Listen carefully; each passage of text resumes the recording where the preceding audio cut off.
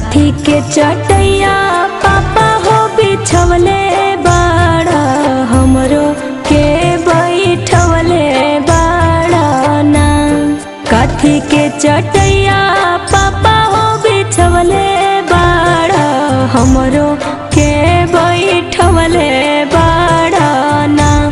काथी के करे जवा पापा हो बनवले बाड़ा, हमरो के भी सरवले बाड़ा ना।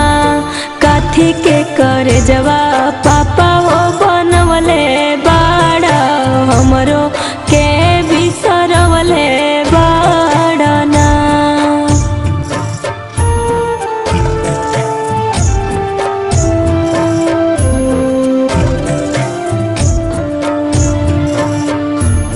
कुश के चटैया बेटी हो बिछव